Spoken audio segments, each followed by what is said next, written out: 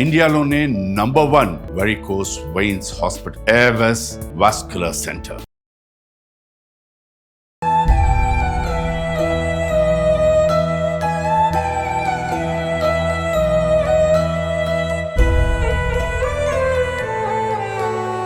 నమస్తే, మీరు చూస్తున్న సుమన్ టీవీ. నేను మీ కీర్తి. నిన్న మధ్యాహ్నం 12:30 ప్రాంతానికి సంగీత్ నగర్ హైదరాబాద్ కుక్కట్పల్లిలో జరిగిన ఒక బాలిక మర్డర్ కేసు నిజంగా హైదరాబాద్ 2 తెలుగు రాష్ట్రాలను కూడా ఒక విధంగా కుదిపేసిందనే చెప్పాలి. 12 ఏళ్ల బాలికపై అత్యాచారమా లేదా హత్య ఇంకా తేలాల్సి ఉందండి. నేను ఈ వీడియో పిక్చరైజ్ చేస్తున్న టైం కల్లా ఇంకా కూడా ఒక 5 మంది నిందితులను అయితే అదుపులోకి తీసుకున్నారు. 2 సీరియస్గా విచారణ చేస్తున్నారు.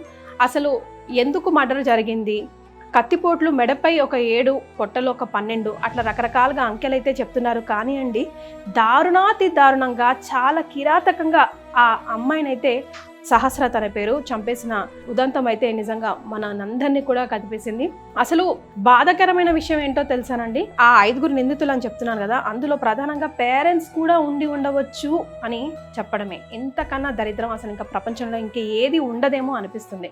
అంటే పేరెంట్స్ ఎలా సస్పెక్ట్ చేస్తారు అని మనలాంటి వాళ్ళే మనలో చాలా మంది కూడా అసలు అరిచి గగ్గోలు పెట్టవచ్చు. కానీ రీసెంట్గానే కదండి హైదరాబాద్ బంజారా హిల్స్లో ఒక కేసు చూసాం. తండ్రియే పాపని చెరిపేసిన సంగతి. ఆ కారణంగా కూడా ఆ కోణంలో కూడా పోలీసులు దర్యాప్తు చేయడంలో ఇప్పుడైతే ఈ సిచ్యువేషన్లో అయితే ఎటువంటి తప్పు కూడా లేదనిపిస్తుంది. అయితే 2nd ఫ్లోర్లో సంజయ్ అనే ఒక అతనుని కూడా సస్పెక్ట్ చేయడం జరుగుతుంది. ఇప్పటికే పోలీసులు అయితే నేను ఈ వీడియో పిక్చరైజ్ చేస్తున్న టైంకి విచారణ చేస్తున్నారు అనే చెప్తున్నారు. మొత్తం ఆ బిల్డింగ్ 3 ఫ్లోర్ స్టోర్స్ అండి. వీళ్ళు పెంట్ హౌస్లో ఉంటున్నారు. అమ్మ, నాన్న, 2 పిల్లలు, ఒక పాప ఒక బాబు. పాప సహస్ర మర్డర్కి గురైంది. బాబు ఆ రోజు స్కూల్కి వెళ్ళాడు.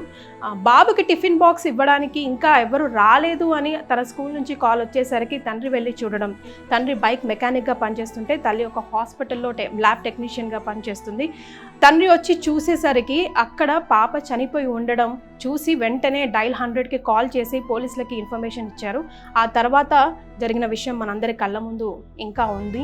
అయితే ఇప్పటికీ కూడా అమ్మాయి బాడీ అయితే గాంధీ హాస్పిటల్లో ఫోరెన్సిక్ రిపోర్ట్ ఇంకా రావాల్సి ఉంది. గాంధీ హాస్పిటల్లోనే ఉంది. అసలు ఏం జరిగింది, ఎందుకు జరిగింది? సంజయ్ని సస్పెక్ట్ చేస్తుంటే ఓనర్ ఇచ్చిన రిపోర్ట్ ప్రకారం అయితే అతను తన పని తను చేసుకుని వెళ్తాడు. అసలు ఎప్పుడు 3rd ఫ్లోర్కి అసలు వెళ్ళడు.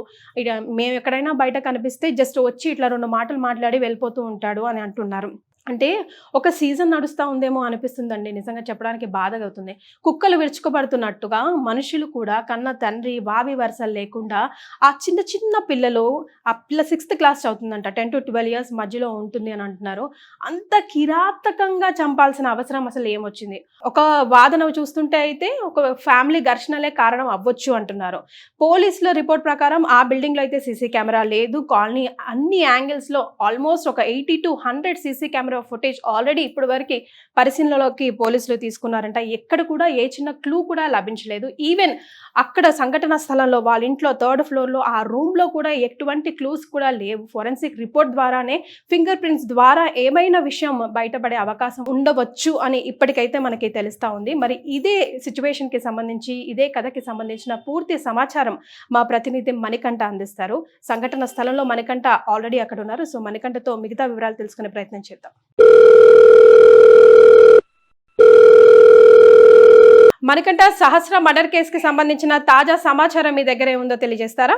సో ఏదైతే ఉందో సహస్ర కుక్కట్పల్లిలో నివసిస్తున్న అమ్మాయి మర్డర్ అయితే 2 days కింద జరిగింది.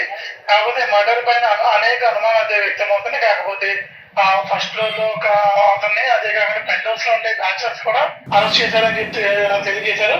కాకపోతే ఇక్కడ ప్రధానంగా చూసుకుంటే గత కొన్ని నెలలుగా ఆ చిన్నపిల్లల మీద తెలంగాణ వ్యాప్తంగా ఆంధ్రప్రదేశ్ వ్యాప్తంగా చిన్నపిల్లల మీద అయితే ఎక్కువ ఈ మర్డర్లు కానీ అత్యాచారాలు అన్నీ జరుగుతున్నాయి.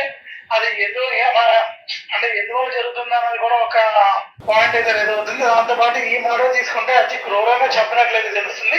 అటు అత్యాచారం గురైందా లేదంటే ఆ పాపని ఎందుకు చంపారు అన్నది కోణాలు అయితే ఎంక్వైరీ చేస్తున్నారు. కాకపోతే ప్రస్తుతానికి పాప అంత్యక్రియలు జరుగుతున్నాయి. అటు తండ్రి మీద కూడా అనుమానాలు వ్యక్తం అవుతున్నాయి. తండ్రి కూడా అంత్యక్రియలు ఎప్పుడైతే వస్తారో అతను అరెస్ట్ చేసి విచారణ జరపాలని చెప్పి పోలీసు వారు అయితే అనుకుంటున్నారని చెప్పి పోలీసు అయితే సమాచారం అయితే ఉంది మనకి. మనకంట అంత్యక్రియలకు రావడం ఏంటి? తండ్రి ఇప్పుడు సంఘటన స్థలంలో నిన్నటి నుంచి కూడా లేరా?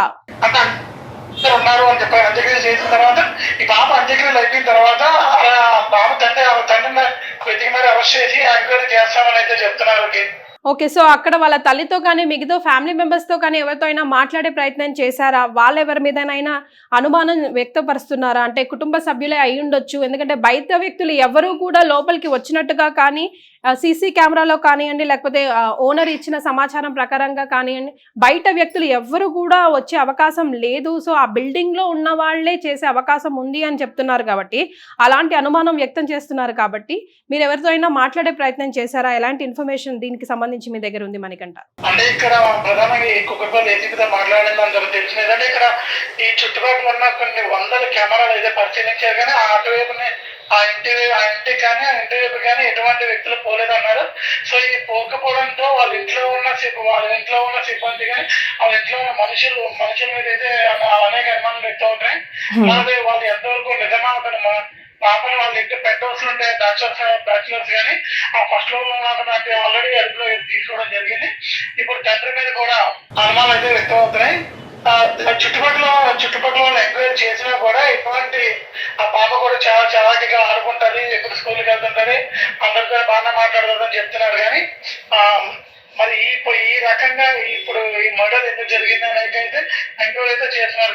కానీ మనకంటే తండ్రి మీద సస్పెక్ట్ చేయడానికి గల అవకాశాలు ఎందుకు వచ్చాయి? అసలు ఆ థాట్ ఎందుకు వచ్చిందంటారు? అంటే ప్రిపరేషన్ చేసుకుంటే ఇప్పుడు మేడ మీద ఉన్న వాళ్ళు కానీ అటు పెంట్ హౌస్ లో నివసిస్తున్న వాళ్ళు కానీ ఫస్ట్ ఫ్లోర్ లో ఉన్న వాళ్ళు కానీ అటు వీళ్ళు సో ముగ్గురు ఆల్రెడీ పెంట్ హౌస్ లో ఉన్న వాళ్ళని వీళ్ళని అనుమానించి వాళ్ళైతే అరెస్ట్ చేయడం జరిగింది. పెంట్ హౌస్ పైన ఒకటే రూమ్ లో వీళ్ళు ఉంటారు అని సమాచారం కదా, మరి అక్కడ పెంట్ హౌస్ రెండు ఉన్నాయా? పెంట్ హౌస్ లో ఇద్దరు ఉంటున్నారంట. ఫస్ట్ ఫ్లోర్ లో ఇదే ఒక అతను అయితే మొత్తం ఈ ముగ్గురిని అయితే అదుపులోకి తీసుకున్నారు. ఓకే, అదుపులో తీసుకుని ఇంకా తీసారు. కాకపోతే ఇక్కడ మెయిన్ అసలు వాళ్ళ ముగ్గురితో పాటు తండ్రిని కూడా అంటే ఈ మధ్య మనం చూసుకుంటే తండ్రి కూడా అదేలేండి అటు సంఘటన జరిగి ఉన్నాయి. మనం చాలా మటుకు విన్నాం, పిల్లల మీద జరుగుతున్న అత్యాచారాలు కానీ అటు మర్డర్లు కానీ అలాంటివన్నీ వింటున్నా ఉన్నాం. సో తండ్రి వైపు నుంచి కూడా ఏదైనా క్లూ దొరుకుతుందా, లేదంటే తండ్రి ప్రధానంగా ఉన్నాడా అనేది అనేక అంటే మిగతా కోణాలు కూడా దర్యాప్తు చేస్తున్నారు. గిద్ది అసలు ముందు ఎవరు చూసారంట బాబుకి ఇంకా లంచ్ బాక్స్ అందలేదు, పాపని ఇచ్చి రమ్మని చెప్పాము, ఇంకా ఎందుకు రాలేదు అని తండ్రియే వెళ్ళి ఫస్ట్ చూశాడు, తర్వాత డయల్ 100కి కాల్ చేశారన్న సమాచారం కదా మన దగ్గర ఉన్నది, అది కాదా? తండ్రి మర్డర్ చేసినా అంటే ఊహాగా తండ్రి మర్డర్ చేసినా కూడా అతను తప్పించుకోవడానికి కూడా ఇలాగా అంటే ముందు అతను చూసినట్టు కూడా చెప్పొచ్చు కదా. అదేలేండి అని చెప్పి ఆ కోణంలో కూడా అంటే తండ్రి తప్పు చేసినా కూడా మళ్ళీ అతన్ని ఎక్కడ దొరికిపోతారేమో అని చెప్పి ఇలా ఈ వైపు నుంచి వస్తున్నాడేమో అని చెప్పి ఈ కోణంలో కూడా పోలీసులు అయితే కూకట్పల్లి పోలీసులతో పాటు ఆ ఏసీపీ డీసీపీ పరిధిలో అయితే వచ్చింది ఏదైతే ప్రజెంట్ ఏదైతే దర్యాప్తు చేస్తున్నారు. గాంధీ హాస్పిటల్ నుంచి ఫారెన్సిక్ రిపోర్ట్ ఏమైనా వచ్చిందా మనకంట? ఎప్పటి వరకు బయటకు వచ్చే అవకాశాలు ఉన్నాయి? ఇక్కడ ఉన్నారు కానీ ఇంకా ఎటువంటి ఫారెన్సిక్ రిపోర్ట్ అయితే మనకి ఇంకా అమ్మలేదు. సో అది అందిన తర్వాత మనకి ఫారెన్సిక్ లో ఎటువంటి అంటే ఫారెన్సిక్ లోని ఏమొస్తుంది, అసలు మర్డర్ ఎట్లా జరిగింది, ప్రధానంగా అంటే ఒంటి మీద 5 కత్తిపోట్లు అయితే ఉన్నాయి అని చెప్పి అయితే మనకి డాక్టర్లు కానీ అటు పోలీసు అధికారులు కానీ చెప్పడం అయితే జరిగింది. ఇంటికి వచ్చి ఆడుతూ పాడుతూ చదువుకున్న ఒక పాపని 12 సంవత్సరాల పాపని ఇంత కిరాతకంగా 5 సార్లు పొడిచి చంపేంత కక్షగానే అటు ఏముంది ఎవరికి ఉంది అనేది అందరూ ఒక దిగ్భ్రాంతి అయితే వ్యక్తం చేస్తున్నారు. అసలు ఎందుకని కూడా ఒక విషాదాలు అయితే అనుకున్నాయి. ఈ ఏరియా మొత్తం కుక్కట్పల్లి ఏదైతే సంఘటన జరిగిన స్థలంలో మిగతా విషయాలు అయితే అనుకున్నాయి. ఇక ప్రతి ఒక్క నోటంబట సంవత్సరం మా ఇంటికి వస్తుంటారు, పిల్ల ఆడుకుంటది, ఇలా జరుగుతుంది అనుకోలేదని చెప్పైతే వాళ్ళు బయట వాళ్ళు కూడా బాధపడి చింతిస్తున్నారు ఇక్కడ. Right, thank you so much Manikanta. మరింత తాజా సమాచారం కోసం అప్డేట్ కోసం మీ దగ్గరికి మళ్ళీ వస్తాం. Thank you. సో మణికంఠ ఇచ్చిన సమాచారం ప్రకారం ఫారెన్సిక్ రిపోర్ట్ అయితే ఇంకా రావాల్సింది. అంత్యక్రియలు అయితే ఇప్పుడు మొదలవుతున్నాయి. అయితే తండ్రి మీద కూడా సస్పెక్ట్ చేస్తున్నారు. కొన్ని వార్తలు అయితే బోత్ తండ్రి ఇద్దరి మీద కూడా సస్పెక్ట్ చేస్తున్నారు. సెకండ్ ఫ్లోర్లో ఉన్న సంజయ్ కానివ్వండి, పెంట్ హౌస్లో ఉన్న మిగతా 2-3 నిందితుల్ని, ఆల్రెడీ 5 నిందితుల్ని వాళ్ళ ఆల్రెడీ పోలీస్ అదుపులోకి తీసుకొని విచారణ అయితే జరపడం జరుగుతుంది. అయితే మణికంఠ చెప్పిన దాని ప్రకారం తండ్రిని కూడా ఎందుకు సస్పెక్ట్ చేయాల్సి వస్తుంది అని అంటే, ముందుగా ఆయనే చూశాడు కాబట్టి ఒకవేళ తన తప్పించుకోవడానికి బహుశా ఇట్లా చేసి ఉంటుంటాడేమో అన్న కోణంలో కూడా దర్యాప్తు చేస్తున్నారు. నిజంగా అందులో నిజం ఉందో లేదో టైమే చెప్పాలి, ఫోరెన్సిక్ రిపోర్టే చెప్పాలి. ఫింగర్ ప్రింట్స్ ఒకసారి ఆ రిపోర్ట్స్ వస్తే గానీ మనం ఎవరం కూడా మాట్లాడే అవకాశం లేదు. కానీ అలా జరిగి ఉండకూడదు. బ్యాక్ టు బ్యాక్ ఇప్పుడే ఆ ఆడపిల్లని ఆకాశంతో పోలుస్తూ రెక్కలు విరుచుకొని ఎగురుతున్న ఈ సమయంలో కన్న తండ్రి ఇంతటి ఘాతుకానికి గురి అయి ఇలా ఆడపిల్లల్ని మళ్ళీ నేలకి తొక్కేసిన పరిస్థితిని అయితే మనం ఎవ్వరం కూడా ఎట్టు పరిస్థితుల్లో ఎంకరేజ్ చేయకూడదు. ఇందులో నిజం కాకూడదని అనుకుందాం. మొత్తానికైతే అత్యంత కిరాతకంగా సహస్రానే ఆ చిన్న పిల్లని ఎంచక్క ఆడుతూ పాడుతూ స్కూల్కి వెళ్ళే పిల్లని స్కూల్కి హాలిడే ఇచ్చిన పాపానికి స్పోర్ట్స్ డే సందర్భంగా ఇంట్లో ఉన్నందుకు గాను ఆ పిల్లని ఇంత కిరాతకంగా చంపివేశారు. వాళ్ళు ఎవరో తెలియాలి, కఠినమైన శిక్ష కూడా వాళ్ళకి పడాలి. ఇక నుండి ఏ బాలిక పైన కూడా ఎటువంటి అత్యాచారం కానివ్వండి, అసలు కన్నెత్తి చూడడానికి కూడా వీలు కాకుండా కఠినమైన చర్యలు తీసుకోవాలని సుమన్ టీవీ తరఫున మనమందరం కూడా మనస్ఫూర్తిగా కోరుకుందాం.